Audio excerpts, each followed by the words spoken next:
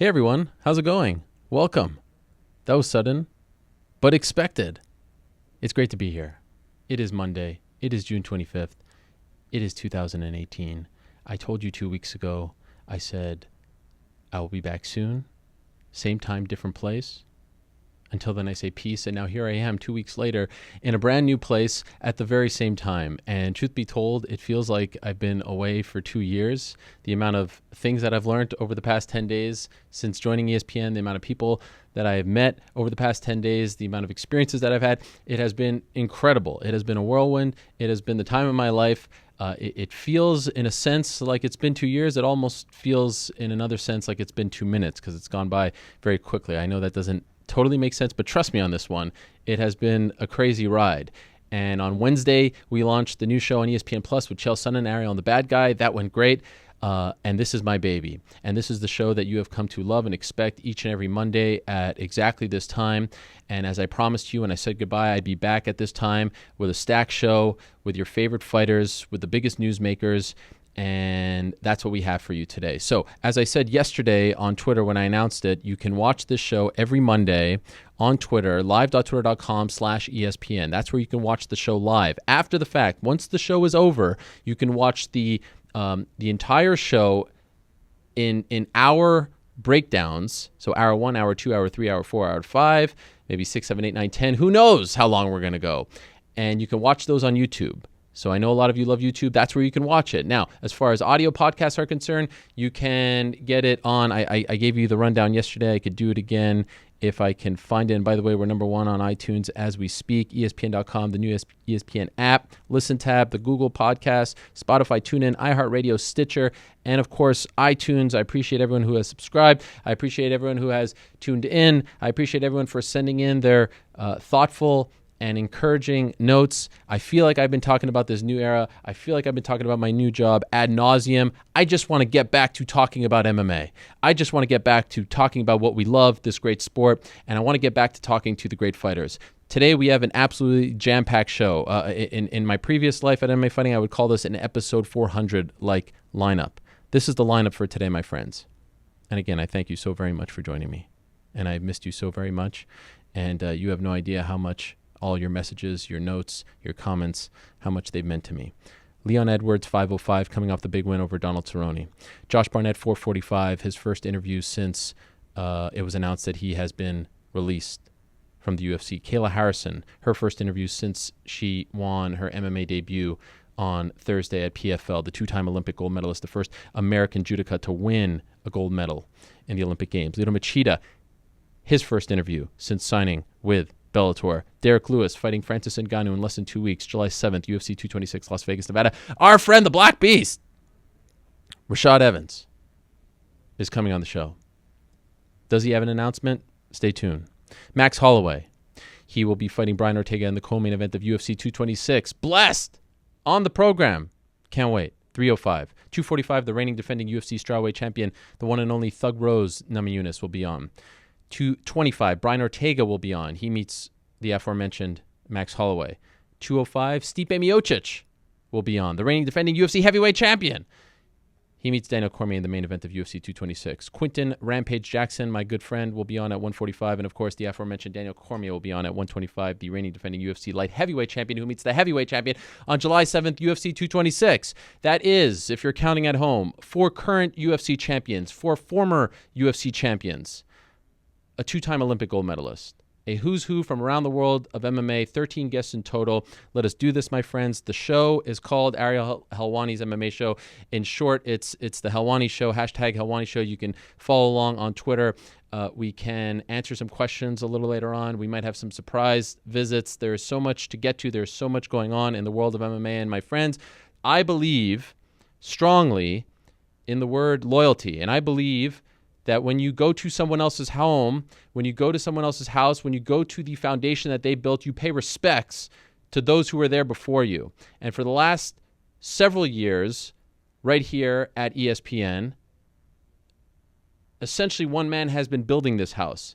The house has changed a little bit over the last couple months. They've added a bunch of new names, but there's been one man who has been manning the fort. And in my opinion, there was only one way that we could probably start this show, and it is with that guest. So let's go to Las Vegas right now and say hello to the one and only Brett Okamoto, who is joining us first up here on the Helwani Show. Brett, how are you, my man? Oh, I'm doing great, Ariel. What a nice intro. And for all the people who couldn't hear before, right before the program started, I called in. I was on time. Ariel could hear me in his headphone. He's like, "Is there any way to turn Brett off as I do my intro?" So actually, my first welcome was having my mic cut off. But that was a very nice second intro that you did for me just there, buddy. I appreciate it. No problem. Yeah, I hope that people didn't hear that exchange because we weren't exactly live. You just came on a little early, and I appreciate that. You were very eager, so thank you for that. It's great to have you here, my man. You do phenomenal work. I can't wait to work with you on the road, at the events. Chael will be tagging along, but you've been doing great stuff over at ESPN, and it's an honor to be joining the team. So let's get into the stuff that people want to hear us talk about. And first, let's talk about Leon Edwards on Saturday. So Leon Edwards defeated Donald Cerrone in the main event of UFC Singapore. And what was interesting to me was, and I don't think Cerrone and his team brought this up to steal shine from Leon Edwards, but it felt like them bringing up his illness, the fact that he almost didn't fight, the fact that he overcame the cut early, the bleeding all over his face, all over his body. It felt like really the talk of the MMA world after that fight was Donald Cerrone and his gutsy performance and what he did, and not so much about Leon Edwards, who has just won 6 in a row, who's now a new player at 170. It doesn't feel like he's getting a lot of attention in what should be a big deal for him. Do you agree?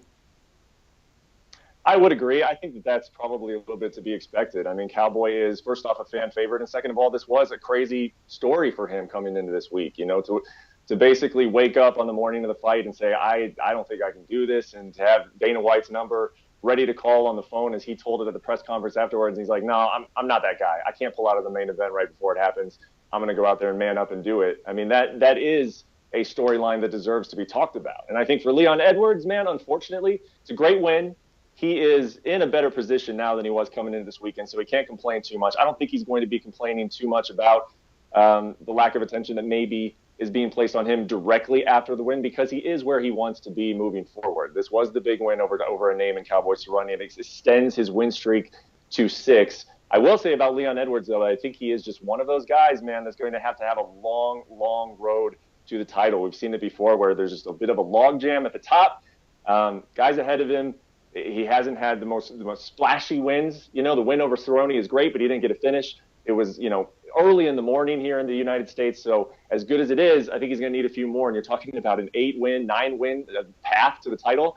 That can be a little unfortunate, a little frustrating, but Leon Edwards is handling it very well so far. Yeah, I agree with that. It feels like we're about to enter into like a Tony Ferguson-like run here, where it feels like guys like Colby Covington, who, of course, this has been discussed a lot, they get there a little quicker. Guys like Leon Edwards might have to win a bunch in a row, as you just mentioned. Do you feel like he did enough, though, to take that next step? Because let's be honest, his last fight was against Peter Sabata. He's never fought anyone with the name that Cerrone has. Do you feel like this was a proper step in terms of the performance that he put on? Yeah, for sure. I think he didn't take too many risks at the end of the fight, if we're just being honest. I think he felt very comfortable that he was ahead, which he was. I mean, I thought he won all first of the 4 rounds. And so when Donald Cowboy Cerrone is, pointing at the center of the octagon saying, come meet me here, he didn't oblige. And, some fans will not be happy with that. But at the end of the day, it's the result that matters for Leon Edwards. He wasn't going to jump to the front of the line if he went out there and finished Donald Cerrone in the 5th round. So I thought it was a smart performance. It was a well-rounded performance, and that's who Leon Edwards is, man. He's just got a well-rounded game. It's not going to be the guy who goes out there like a Stephen Thompson is doing something so unique that guys are going to have a hard time, addressing it. But he is going to be that guy who just comes in shape. He's confident. That's another thing. That's a good thing when it comes to having to put together a very long winning streak. Before you get to a title, your confidence is just rock solid by the time you get there. And I think we're really starting to see that in Leon Edwards right now. Do you like the idea of him versus Masvidal next? That's who he called out. Masvidal seems, I saw his quote to MMA Junkie. His manager didn't seem all that enamored with the idea. He's kind of like, yeah, anyone, anytime. I just want to get back in there. Do you like this idea in terms of, the next path for Leon Edwards? Yeah, I do. And I can understand why Jorge Masvidal, or at least his management, may be just sort of lukewarm on the idea. Leon Edwards, even though he does have a 6-fight win streak, he doesn't have that big of a name yet. And so sometimes you see that in this sport where the guy's real good, but he doesn't have that name recognition attached to it yet. Donald Cerrone is great about giving those types of guys opportunities. Jorge Masvidal is the same way. I mean, it doesn't really seem like he cares all that much who he fights. and he wants to come back in the next several months. So it's a fight that makes sense to me, and I do think we'll end up with that fight. I like it, and it makes a whole lot of sense for the division. Okay, let me ask you about Bellator, because it felt like last week was a really big week for Bellator, and I should note that tomorrow here in New York City they're holding a press conference, and I suspect they will announce some other news. I mean, they don't hold press conferences in New York all the time, and witness the fact that the CFO of Viacom will be in attendance. So you suspect that some business will be discussed as well. Let's first start with Friday's announcement that Lyoto Machida has signed with Bellator. And what was interesting about this was that, it has become the norm, as you know, when guys are approaching the end of their contract, to let the world know that they're approaching the end of their contract. Lyoto Machida did not do that. He fought Vitor Belfort. He knocked him out in spectacular fashion in Rio, and then he just went about his business. And then we find out all of a sudden that he has signed with Bellator. There was no real warning. A guy who's been in the company for well over a decade. He's had some great victories. He's coming off 2 pretty solid wins, former champion. Are you surprised that the UFC didn't do whatever it took to keep him at 40 years old? And conversely, is this the kind of guy that Bellator should be going after at this point, in your opinion? Well, first off, I'm not incredibly surprised. I mean, I think that there was a time, maybe a year, 2 years ago, that this would be a big surprise, that Bellator was able to go and snatch a guy who was actually had won his last 2 fights. Really well known by the fans, former champion, long-time contender, long-time guy at the top of the divisional rankings and even the pound-for-pound rankings at one point. There was a time where this would be staggering news that Bellator was able to go in and grab somebody like this. But I think that over the course of the last 2 years, we've sort of learned that this shouldn't be all that surprising. Bellator wants these guys who are established with the names, who can come in and produce some ratings for them. And UFC, if they reach a point where they feel like they're starting to overpay for that sort of commodity, then they have confidence that they have the brand, the strength of the brand recognition, and also the ability to refill that and to reproduce somebody of that caliber who can draw those ratings. So I'm not all that surprised. I do think it's a good signing for Bellator. I think it's a great signing for Lyoto Machida, and that's without me even seeing exactly what he's being paid for this deal. If I just being honest, if I was a fighter in the twilight of my career, which Lyoto Machida is, and he's still very dangerous, there's still plenty of fights out there for him. But if I was in the twilight of my career, I would probably want to retire in Bellator as opposed to the UFC. When you look around and you just know that if you're in the twilight of your career in the UFC, you're going to get at least one, maybe 2, 3, 4, if you're unlucky, those types of fights where it's the younger breed, the younger guys, they're looking to make their name off yours. And that can be tough sledding for these guys when they reach the age of Lyoto Machida. So I think it's a great deal for him. For Bellator, they get what they want and a guy who can produce some ratings. But I do hope that Bellator, and I've said this all along throughout this whole free agency, every time they get a big splash, use these guys to also promote your homegrown talent. I think that's something that constantly Bellator can do better. They have a card this week, UFC 201, with a lot of different names and fresh faces.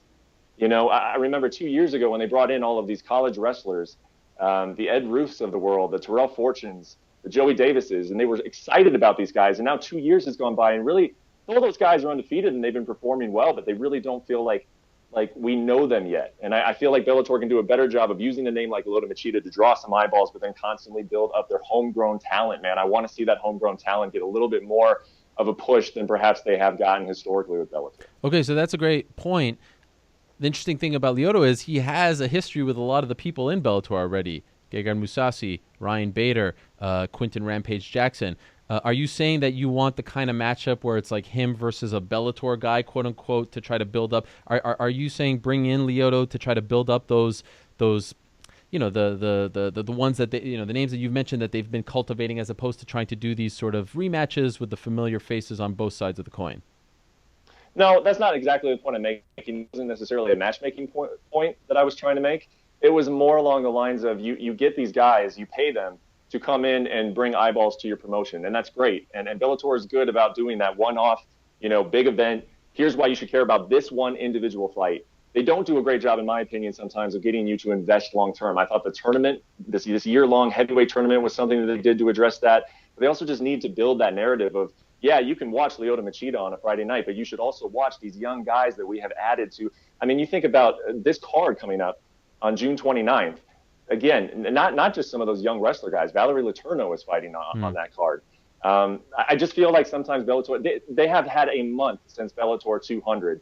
I feel like occasionally they can use some of these names. Hey, come watch Gegard Mousasi. Come watch Lyoto Machida. Come watch these guys. But build that homegrown talent. That was more of the point I was making. Okay, fair enough. And by the way, to your point, I really like the card coming up this week. The main event, I mean, their flyweight division, in my opinion, as far as the women's flyweight division, is a lot further along than the UFC's. The UFC's has kind of come to a screeching halt because of the fact that Nico Montano hasn't defended her belt yet. But Alimale McFarlane has proven to be very good. She's fighting Alejandra Lara, who is, in my opinion, she did very well in her debut. So I like the matchup. But yeah, that's always been the issue with Bellator in terms of trying to figure out how to build the young guns, but also trying to make use of these established names. Speaking of the established names that they've brought over, you got Gegard Mousasi, who you just mentioned. You also have Rory McDonald. And after both won very recently, well, actually, Gegard won recently. Rory hasn't fought since January, but after Gegard won the middleweight title, he got on the mic and said, give me Rory. Rory went on Twitter and said, give me Gegard.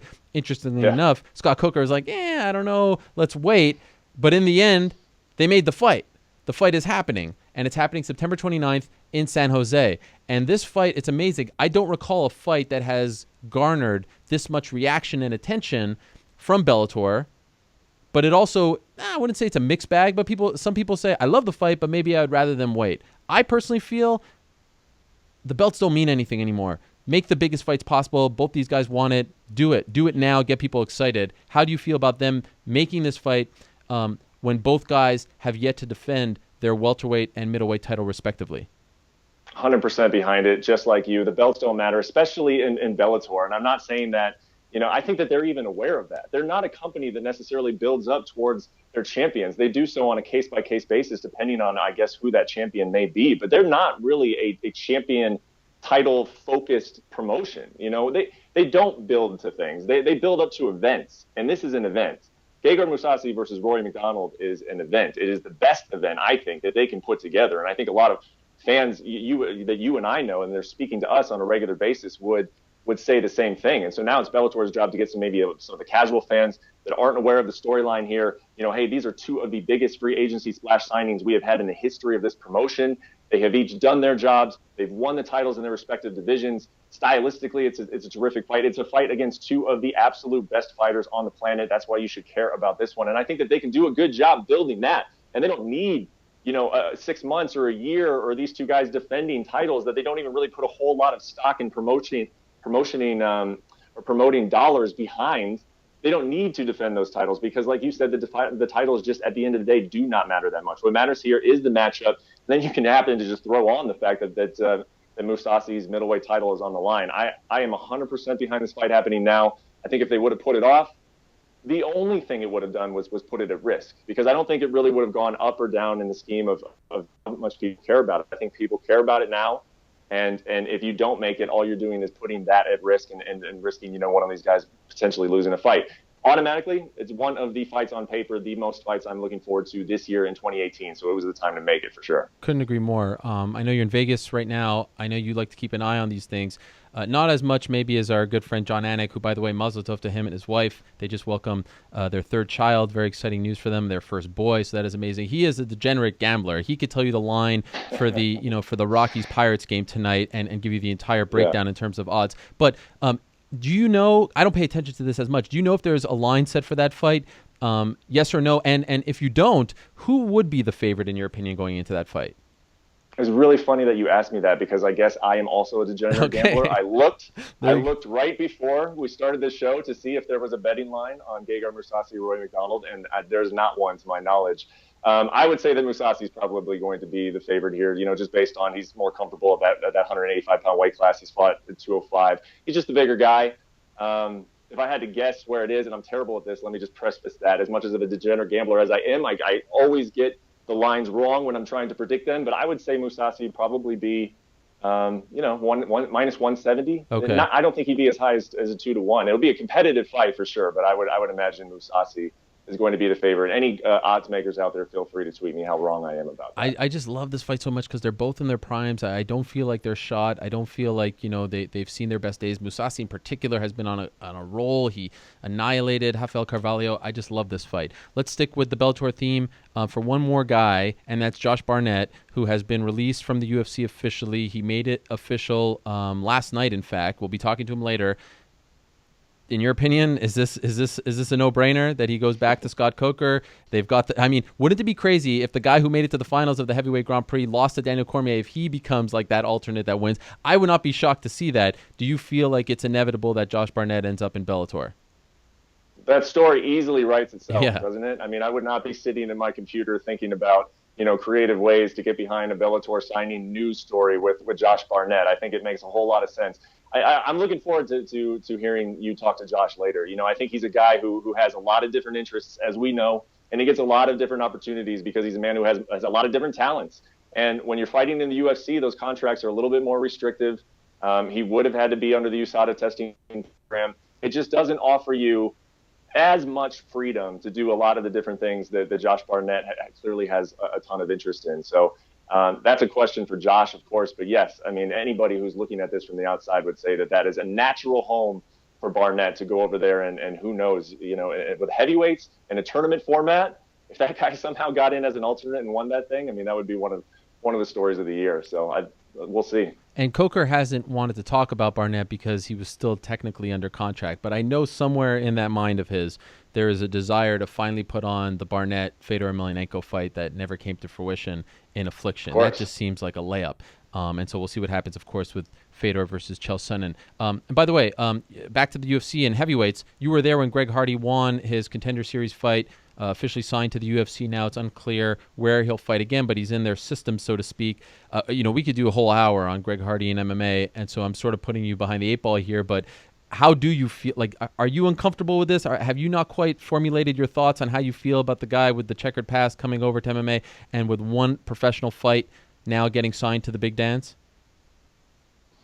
I can understand people's hesitancy to get behind this, and even their willingness to get against it. I completely can understand that. I guess I don't feel that way, just personally speaking, because, and maybe this is just a terrible way of looking at it, Ariel. Maybe this is just an awful way of looking at it, but I knew that this was going to happen. It's almost like when you just know something is going to happen, it's hard to be outraged by it sometimes. And, Greg Hardy was going to come in with a lot of athletic ability, right? And if he showed any kind of skill level in MMA, his path up was going to go very, very quickly. And I don't know if that's an indictment on our sport, and that's a conversation probably for another time. But it was going to happen. And so then as soon as he got that knockout on the Dana White Contender Series, well, first off, I was not surprised to see him on the Dana White Contender Series. And then when he got the knockout and looked like, you could clearly tell, just anybody looking at the guy could tell that he is going to have a lot of potential to be good at this. You knew that the UFC was going to put him on a contract because they don't want him going off and fighting somewhere else. As far as his past goes, it cost him an NFL career. Doesn't make it right. Doesn't mean that I personally am rooting for the guy necessarily to succeed, and it certainly doesn't mean that a lot of people out there are supposed to or need to feel, want to see this guy succeed. But this is not the first time in combat sports that we've seen someone with a checkered past do well, and it's just not surprising to me. So we'll see. And one thing that Dana White did say that did make a whole lot of sense to me is that it's going to be brought up every time. Opponents are going to bring it up. He's not going to be able to outrun it, and he's also going to be on a very short leash. And I would hope that the UFC would not just say that, they would also implement it. And I'm not just talking about something related to some of his past transgressions, literally anything. This guy needs to be on his absolute best behavior, and if there's any sort of slide up whatsoever, then the UFC needs to make a strong statement and say, hey, man, we gave you a second chance. We're not even comfortable if you slip up just a tiny little bit.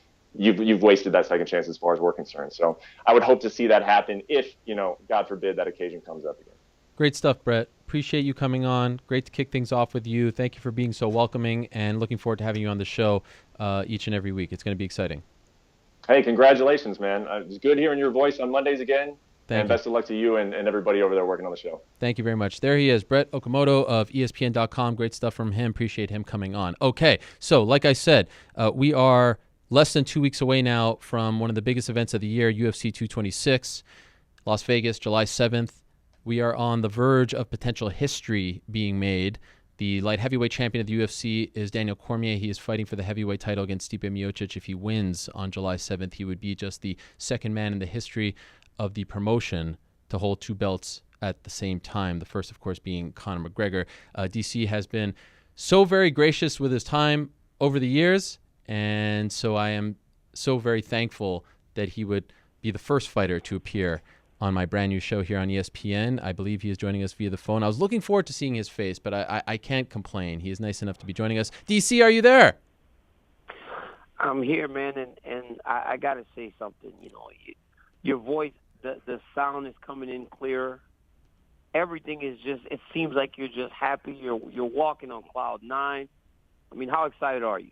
I'm very excited, DC. It feels like, as Vincent Kennedy McMahon said, I believe it was after WrestleMania 11 when Shawn Michaels beat Bret Hart. You remember that, the Iron Man match? The childhood dream has been achieved. How about that? You kind of botched it. If I'm being honest, you kind of botched it. It's the boyhood dream has become a reality. Yes. That was it. Become a reality. Yes. Shawn Michaels in the middle of the ring, looking at the belt, crying on his knees. I remember that. Yes. I'm not a big enough wrestling junkie. Come on. Or, in high school they may say wrestling dork to remember it word for word. But okay, good job. Could I ask you, DC? I wasn't planning, honestly, to ask you about this, and I hope you don't think I'm putting you on the spot. But just because I just asked Brett about it, and you're in that weight class now. How do you have thoughts on Greg Hardy? Last week I joked with Chael. I bet he never heard of him before. He's not a sports fan. I know you are a sports fan. I know you love watching Sports Center. How do you feel about him being signed to the UFC as a 1-0 pro? Honestly, I haven't paid much attention to it, to be honest with you. I haven't really paid much attention to much, but obviously when someone that has a history like Greg has, everybody's ears perk up, and not always for the best reasons, but, he's got a second chance. We've seen a lot of people get second chances. It's a matter of what is he going to do with the second chance. I don't know. I mean, I really haven't really paid much attention to it. I haven't really seen him fight. I haven't really, I don't know what's happened in terms of his career in mixed martial arts. But obviously, he's getting opportunities. American Top Team seemed to have welcomed him after all of his history, and now he's getting a chance with the UFC. Can't mess that up, though. Yeah. Really, you can't mess it up, because this will be it. For as talented as the guy obviously is, to have been so talented on the football field and now getting a chance to fight mixed martial arts. And obviously, if he's in the UFC, he's showing signs that he can be a good fighter. Can't mess it up, though. You only have so many chances to mess up before you run out of luck. And by the way, Jesse Levine on Twitter tells me it was WrestleMania 12, so I apologize. I know it was in Anaheim. You gonna correct me? Yeah. You correct me when you messed it up too.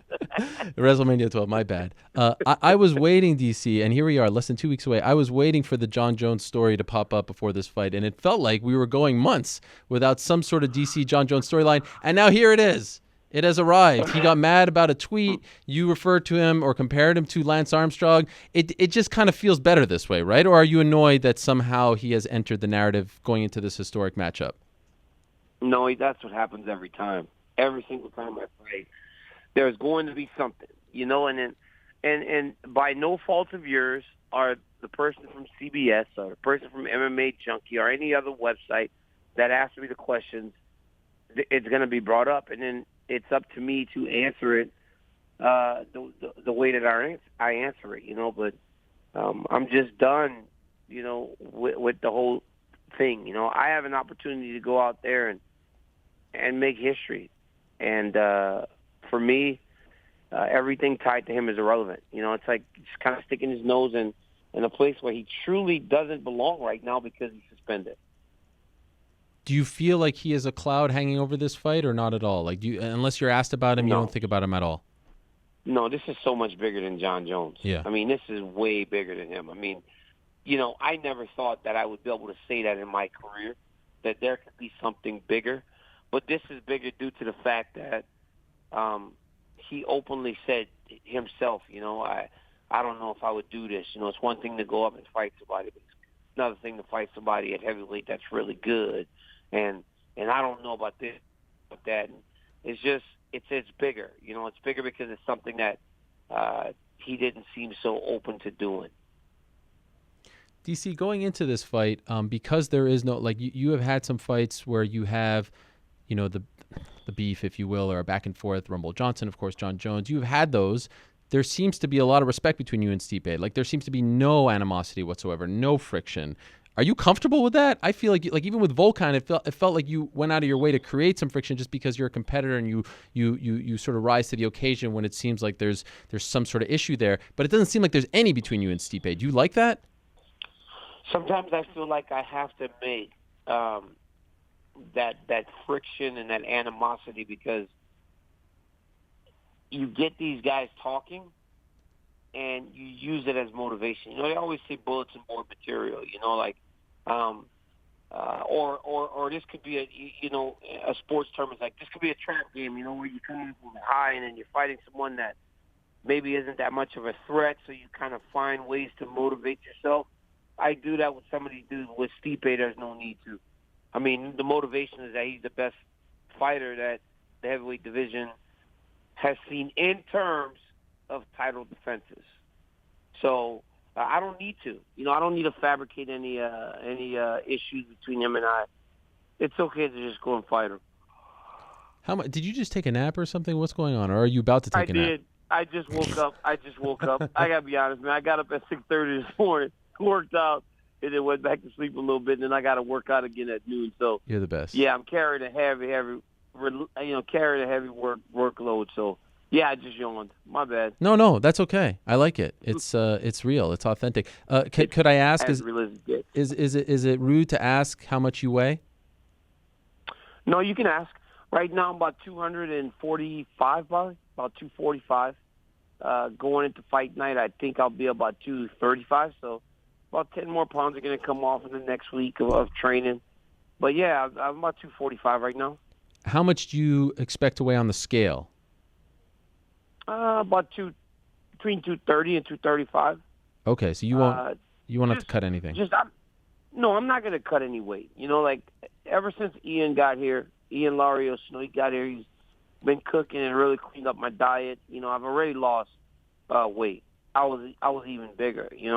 When I'm not fighting Ariel, I can be upwards of 250, and just through training and him cooking and then feeding me clean food, I've already lost about 7 pounds. So with another 2 weeks to go, I bet I'll lose another 10, 15 pounds just from eating the right way, carrying the workload that I'm carrying, and getting ready to fight. So I'm a big guy. I've always been heavy. I mean, when I fought Bigfoot Silva, I weighed in at 248 or 249, so I've been heavy going into a lot of heavyweight fights. So once you go through this fight week, once you go through the weigh-in and you step on the scale 230, 235, you go into this fight, hopefully it works out in your favor for you, and history is made. How in the world, honestly, do you go back to 205? I just don't see how there's any way you can mentally put yourself through that, physically and mentally. How are you going to do it? Like, I feel like this is it. If everything goes the way you want it to go on July 7th, you are done as a light heavyweight. Not necessarily, but I haven't really thought about it. I mean, if the universal thought was that I was never going to go back down to this weight class, I would not still have this belt. So we spoke about this for a long time before this decision was made. And, I've told them that I wanted to go back and fight at light heavyweight. But you're right. This training camp has been a lot easier. I've been able to eat and work as hard as I've wanted to and not feel as depleted. It's just, I told this to Selena just yesterday. I go, Mom, it's crazy when I look at my food now as opposed to what I eat when I'm fighting at 205, and it's insane that I can work and do as many workouts as I've had to do to fight in this weight class. So it would be daunting. It would be a tough task, but it's my intention to go back and fight at that weight. Are you still sticking to March of next year you're retiring? Oh, yeah. That's still it, man. That's the end date. Now, just because the food has been better and I've been able to train harder and not feel as run down in terms of nutrition-wise, it's still tough at 39 years old to carry the workload that I want to compete at the highest level. I'm not one of those guys that says I have to take a step back, or maybe because I'm older I need to do a little bit less. I'm still sparring as much as I always did. I still run and lift and wake up at 7 and do all this other stuff, So because I only know one way to train, I don't know if I can sustain that for much longer. So realistically, you have a fight on July 7th. You're probably only getting one more if we're sticking to that date, right? No, I think I can get 2 more. I can squeeze a couple more in there. If I fight July 7th, yep, I bet I can get one around November. And if I get one around November, take a month off in December, I can squeeze one in at the beginning of March. So I'm looking at about 2 more after that. I can still fight, Ariel. This decision is, it's hard. And I always felt like I can push through just about anything, but I can still compete. So I'm not getting out of the game because I don't have the skill to compete anymore. I'm getting out of the game because it's a decision that I made a long time ago, and I want to stick to it for my family. Have you thought? I mean, I feel like I know the answer to this, but I want to hear it from you. Have you thought about the perfect last 2 fights after this one? You win, you make history on July 7th. Have you laid it out? I beat Stipe Miocic. It would be nice to go and see. This all kind of depends on the UFC, and Alexander Gustafsson may hate to hear this, but too bad, Alex. I would like to fight at some point fight Jones again and fight Brock Lesnar. Those are the 2 ideal end fights. But things don't always work out perfect, but I feel like that would be perfect. So there are going to be a few guys that are going to be pissed off about it, but oh well, they can enjoy fighting each other. Which one's first? Well, I imagine they would had defended the light heavyweight title in January. Yep. So they usually give you quite a bit of time before they take it from you. I feel like it would be unjust to take the light heavyweight title from me. So if Lesnar's back first, well, hey, it's a race, right? John and Brock are racing to see who gets back from their suspension first, and then they can fight me. Whoever goes before the parole board and gets like a pass, will get the fight first. I feel like this is your attempt to spank the bad boys. Like you pick the 2 guys right now who are kind of not available. Is there a reason? Is it? You know what I mean? Hey, I am no knight in shining armor. I'm not the guy wearing the white hat in Westworld. I'm none of that. These are just the 2 biggest fights that I could possibly have, and nothing more. The Jones fight is that story writes itself. Brock Lesnar is just a chance to fight a guy that is a massive name, a guy that I've actually competed with since 1997. Was the first time I saw Brock Lesnar and competed in the same event with him. So I think it'll be a good fight to go out with. But you never actually competed against him, right? Or did you actually compete against him? No, we never wrestled each other. Yeah. But in the national junior college finals, I wrestled at 197 for first place, and Brock won at heavyweight, so we were 1 weight apart. Then at Oklahoma State, I wrestled him. We wrestled on the same thing for 2 years, right? We wrestled in dual meets, Minnesota versus Oklahoma State, and then we wrestled in the NCAA tournament together my junior year when he was a senior. So, I've been competing alongside Brock Lesnar for a really long time, and it'd be cool to fight him. You still keep in touch with him? I know you told us about that story where he, or was it you or him that said about? Christmas. That was him. Okay, yeah. Yeah, UFC 200. Not much, So I don't know what Brock's intentions are. He's a fighter, man. The guy loves to fight, and I'm sure that if I say I want to fight him or John Jones says he wants to fight him, Stipe Miocic, he'll listen.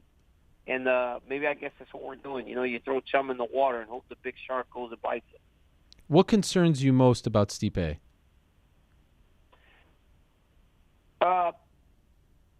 Everything. I mean, if I'm being completely honest, everything. His power, his championship mentality, his size, his cardio, wrestling, and his boxing. I mean, he's got a lot of great skills. You know, I think he's just a very well-rounded fighter, and he's a hard-nosed guy. You know, that's one thing that I learned when I went to Cleveland. You know, I got to kind of get into his mentality and sit and talk to him and interview him, not as an opponent, just as a guy that I was doing a show on. And I thought I learned a lot about his mental. And when I walked out of there, I didn't think, I want to fight Stipe Miocic. But when the idea was brought up and I thought back to that conversation, I thought, wow, it would be fun to challenge myself against someone that thinks along that level, on that level, you know, is mental. It's crazy. So I feel like you kind of went in there as a spy. Like, I thought you guys were chummy. You were there going in as a Fox host, but you were actually, like, keeping tabs on the guy. You had this in the back of your mind back then. No, I didn't. I went in there as a host. And when the idea to fight was brought up, I thought back to that conversation. I said, oh, man, he has an incredible mentality, you know. How crazy would it be to fight and try to beat a guy that thinks like that? You know, it's a hard challenge. And when you're the best, you know, or you're one of the best, those challenges excite you. By the way, how close were you, honestly, to not going on the Conan show? Dude, I was so close to not going. I mean, I didn't want to go. I really didn't want to go. I told him no for the entire weekend. And I to the point that I actually thought it was the wrong day. When they called me on Monday morning, Lene texted me and she goes, you all set to go? And I'm like, I'm going to talk to my coaches this morning at practice and see if anybody can go with me to train me. And she's like, well, your flight's in an hour and a half. And I was like, what? She's like, yeah, the show is Monday, dude. I was like, oh, my God, I thought it was Wednesday. So the whole time I thought I had a few more days to kind of put them off and hope that Dad forgot. Dana told me to go. He was like, you need to go. And I didn't respond. So I thought maybe he had forgot. And Lene was like, nope. Whenever you said that you would think about it, he just took it as you were going. Oh, man. So I was like, I know. I thought I kind of put him off a little bit, but I guess I was wrong. By the way, you did a great job. Yeah, you went, and you did a great job, and he seemed to love you.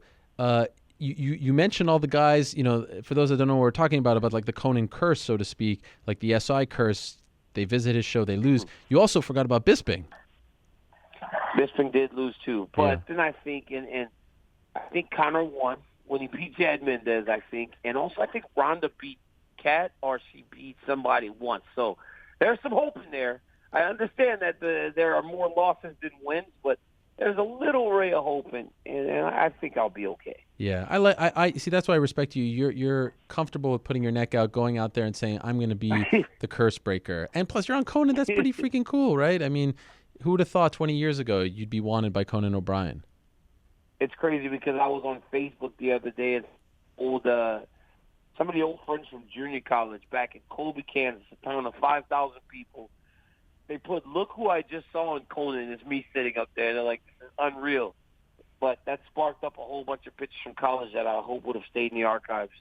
But, you know, that's how it is. Last thing. Yeah. Will LeBron sign with the Rockets? Man, I hope LeBron would sign with the Rockets, but it doesn't sound good. I read somewhere that we might be having trouble signing Chris Paul.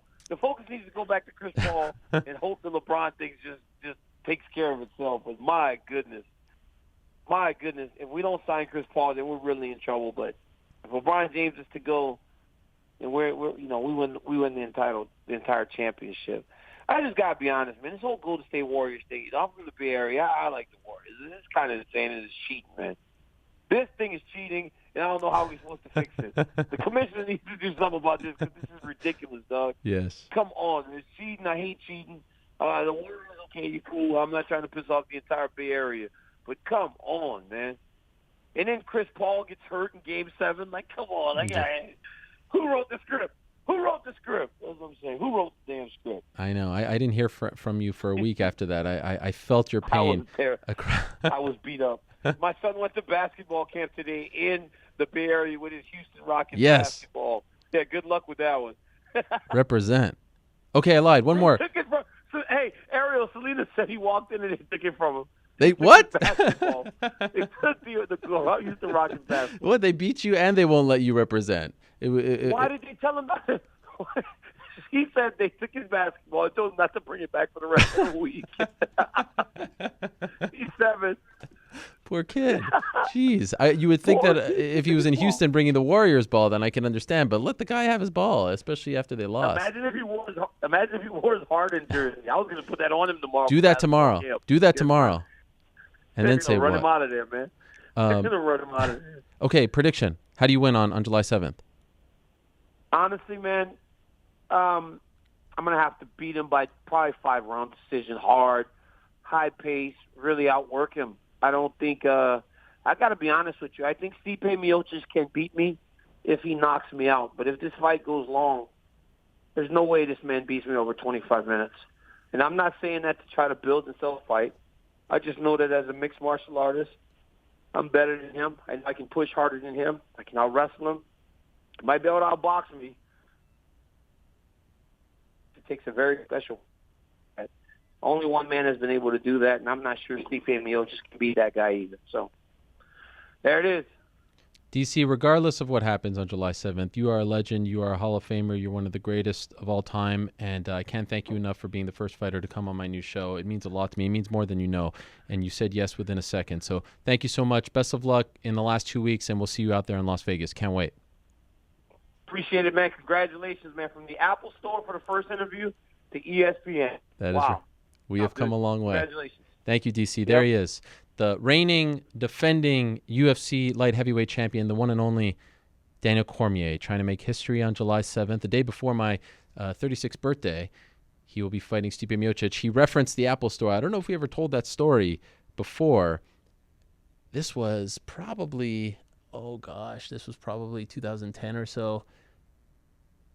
I was at the Apple Store in New York City, the one across the street from Central Park, and I got the tip that this guy from Oklahoma State, the two-time Olympian, was going to make his Strikeforce debut on a Strikeforce Challengers card in just a couple of weeks. And I didn't have enough time to get back to my apartment, which was on the Upper East Side. So I actually called him from an Apple Store and wrote up the article on one of those, like demo computers that they have laying out. And he references that all the time, that, we kind of, it doesn't get more humble beginnings than, using a public computer to write an article on someone's MMA debut. And of course, what he's become since then is nothing short of amazing. The greatest of all time debate, all that is, it's super arbitrary and there really is no answer. But I do believe that regardless of what happens on July 7th, he still goes down as one of the greatest ever. And I'm not just talking about light heavyweight. You've heard me talk about him being underappreciated. You've heard me talk about him being one of the most overlooked fighters in the history of the sport. I believe on July 7th he wins, he cements that. He cements his place in the Mount Rushmore, like in that top 4. And that's not putting, I personally can't wait to see John back, and I personally would love to see the third fight clean, no problems. He will be the first to tell you that John got one over him. He'll be the first to tell you that John beat him twice. What a story would be John versus DC for the heavyweight title in his swan song. Could you imagine that? In his swan song. Unbelievable. All right. Great stuff from DC. Appreciate it very much. So this will be a constant theme throughout the show, trying to get the best guests for my first episode, trying to get the ones that I've had a great relationship with over the years, trying to get ones who have meant a lot to me, who have been accessible. We've had ups, we've had downs, trying to get those special names. And at the very top of that list, of course, is the one and only Quinton Rampage Jackson, the former UFC light heavyweight champion, and of course now the Bellator heavyweight / light heavyweight champion. The one and only Rampage is joining us right now on the program. Quinton, how are you? I'm good, man. How you doing? I'm doing great. Long time no speak. How are you? I'm great, man. I'm great. We've come a long way. We're on ESPN right now, Quinton. You realize this? This isn't the same old. I know. That's great. That's great. How you swing that, man? I don't know, to be honest. I don't know how I got here. This is nuts. You can't say. I understand. You can't say. we probably shouldn't talk about how things like this happen. I have no idea, but it's people like you that allowed, you blazed that trail for people like me. So I'll be forever grateful. No problem. No problem. I don't think I've done anything. Sound like you blazed a few trails. No. You've done a lot. I mean, of course, there was a time, not to bring up the past, but there was a time where you weren't talking to me for a little bit, but then you were talking to me and then not talking to me and then talking to me again. So, like, we had our ups and downs, but it's been good. Because you be hating sometimes. Because you be hating, but lately I haven't done nothing for you to hate on, so I guess we're cool. Okay, well, that actually brings up my first real question. We haven't seen you in action since January, but birdies are saying you're returning soon. Is there anything that you can tell us? I just signed to fight Wanderlei Silva September 29th. It is happening. It has happened. I owe him 2 more ass kicking. Can I say ass on ESPN? I think so. If someone disagrees, they'll tell me very, very shortly. Don't worry. But for now, let's let it slide. All right. Yeah. He you know what I'm saying? He beat me twice. I beat him once. I owe him 2 more so I can have one up on him, to be honest. But no matter what, I think this is the last time I'm ever going to face him in the cage. But last time I beat him, I knocked him out of the weight class. This time he probably just put the gloves down. So I don't think we're going to see Wanderlei anymore after this fight. But it's something that has to be done. I have to try my best to break my foot in his ass. Can I say ass on ESPN? Well, I haven't heard anything since the first one, so we will continue to assume that it's okay and I'm not out of a job in the next 30 minutes. Could I ask you, though, is this going to be at heavyweight or light heavyweight? I don't know, man. I ain't no light heavyweight no more. Could I? I think I can get. I could get down to light heavyweight if I was really super strict and miserable. I could do it. I think, but I'm a grown man now, so I'm not light heavyweight anymore. What are we at right now? We probably at none of your damn business. Okay. But you're done. You're done cutting to 206, 205. That's it. Yeah, I think I'm done. I like being a heavyweight. You know what I'm saying? I just got tired of all the weight cutting. You get old. You get the old man strength. Your muscles get bigger. My coach Paul over here got me lifting heavy weights and stuff like that. Man, it's hard to lift heavy and be walking around at 215 so you can cut down to 205. That's a big job, man. Who needs that, right? Who needs that? Who needs that? I got the dead bod. I'm happy with it. Women love it. You see, I'm going for you. You got that big nose that women love. Yeah. And and women love dead bods now. 2018, dead bods are in, bro. So I know. I'm trying to be like you. I'm trying to get married one day. Like you. What? You want to settle down finally? Maybe one day. One day, if I could find a special girl again. Again, you had to throw in the again to make me feel bad. What do we got going on? Anything? We ain't got nothing. We ain't got nothing special. We ain't got nothing special like that yet. Thanks to you, I had something very special. I thought. Thanks to you. If I'm being I don't know why I'm still cool with you. Probably because Tiki likes you a lot. That's probably why. Yes, Tiki's the guy. I love Tiki. He's the man. He's loyal. He's always had my back. Any truth to the rumor that he asked you to come on the show and you initially said no and he had to convince you? No, that's not true at all. I didn't know anything about it. I've just been really busy lately, and I'm currently enrolling my son into school so he can wrestle. My son Raja he's wrestling. He wants to be an MMA fighter, so Coach Paul helped him get into a good school that has wrestling and stuff. So I'm actually doing that right now as we speak. Oh, wow. Well, I appreciate you squeezing us in. How old is he right now? He's 18 now. Oh, wow. He's 18. So it's official. Like, he is going to pursue at some point once he's done school MMA this, because we've talked about him for the last few years, but that has he told you that that's what he wants to do?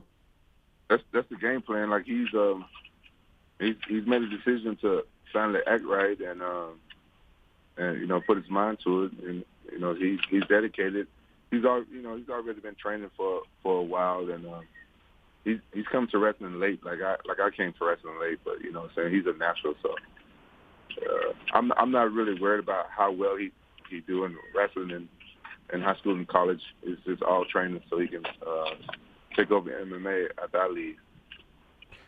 Will you actually help him train, or do you want to like be the dad on the side and watch from afar? We've seen dads corner. We've seen dads just let their sons do the same thing. What kind of dad do you think you'll be? I'll be there. I'll be there to help him out with some stuff that I thought worked for me. But he's going to have his own coaches and stuff. I would just like to show him like my my defensive moves and stuff like that, and I'll give him like the mental aspect of fighting and stuff like that. But he's going to have his own coaches. I would like to be in his corner and stuff like that, but I don't know yet. I don't know if I can watch my son fight yet because it hasn't happened yet. So I guess I can after the first time. Then I'll let you know. So I don't know how that's gonna go. Are you nervous about that? I can't imagine watching my son fight or my daughter fight.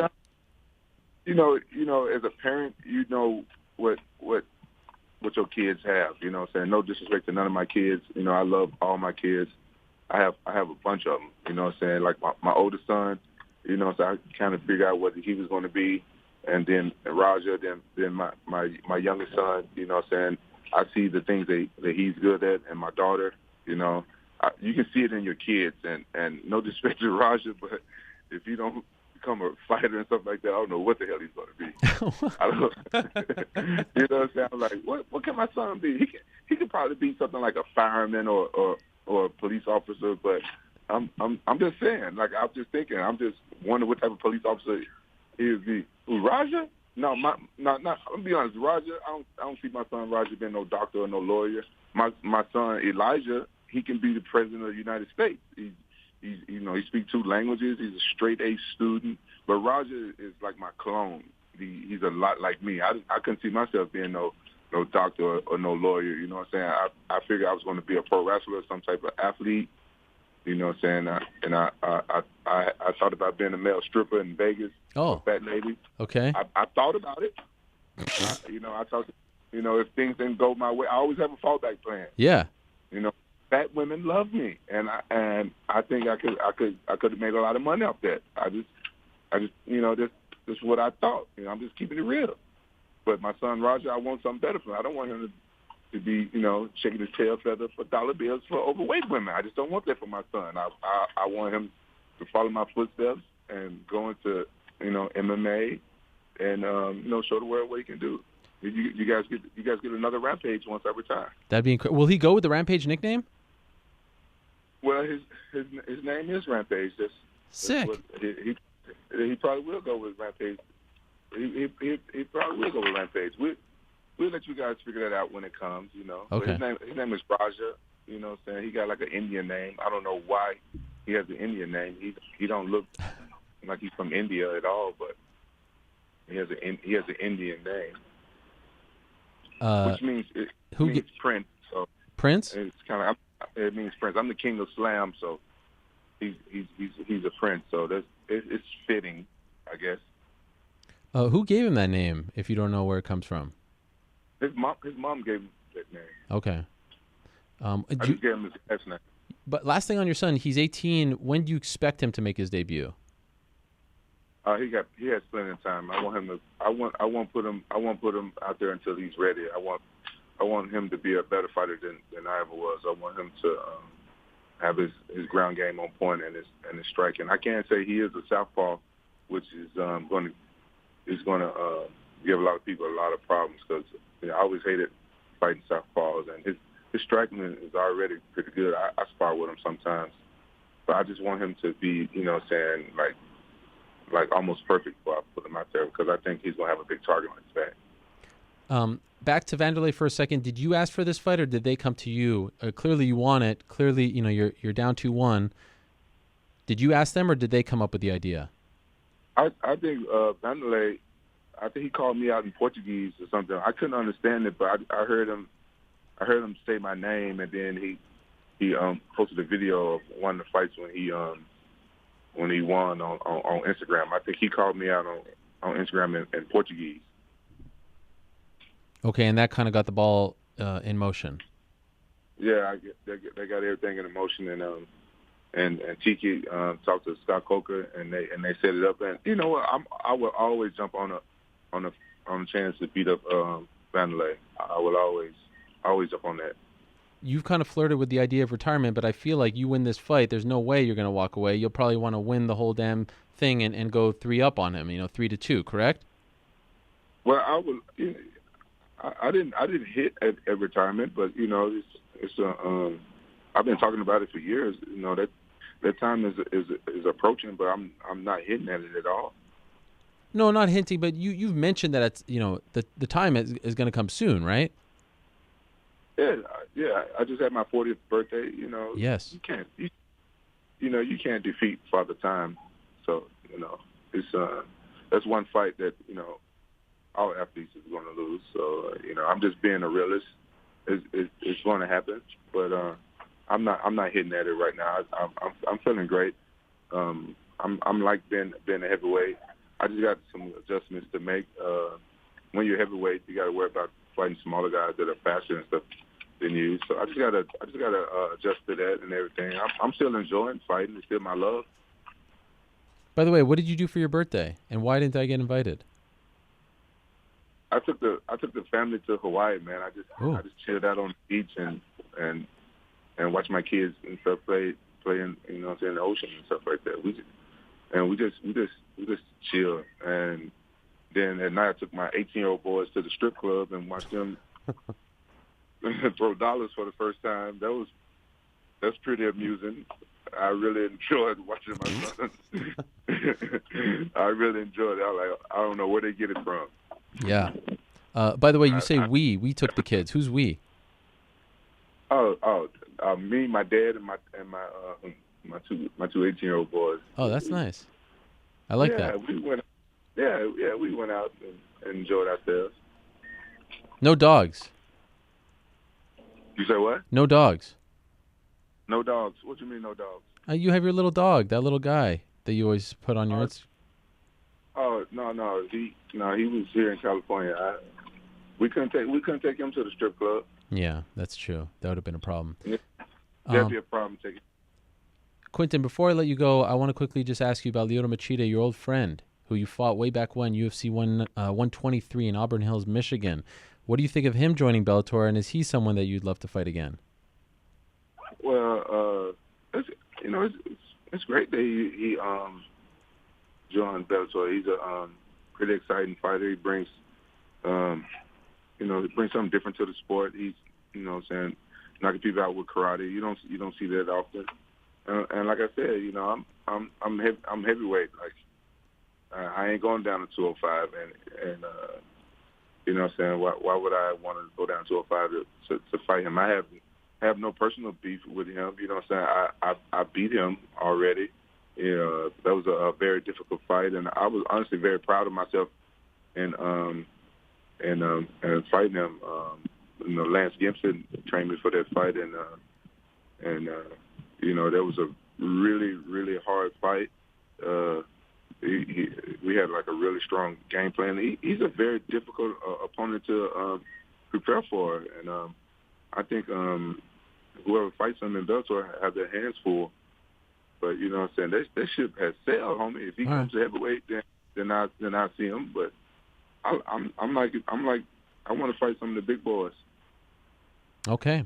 Well, next September 29th, San Jose. It's Wanderlei Silva, Part 4. First met in 2003, then in 2004. It's crazy. 2003. And then, of course, in 2008, which is when you knocked him out brutally at UFC 92. So I'm looking forward to Part 4. Quinton, it means a lot that you would come on my first show here on ESPN. I really appreciate it, my friend. Best of luck in training. Best of luck with everything. Happy birthday. And looking forward to seeing you out there on September 29th. Thanks, man. Congratulations on getting on ESPN, man. We did it. Yeah, you moving up. Thank you, Quinton. Talk to you soon.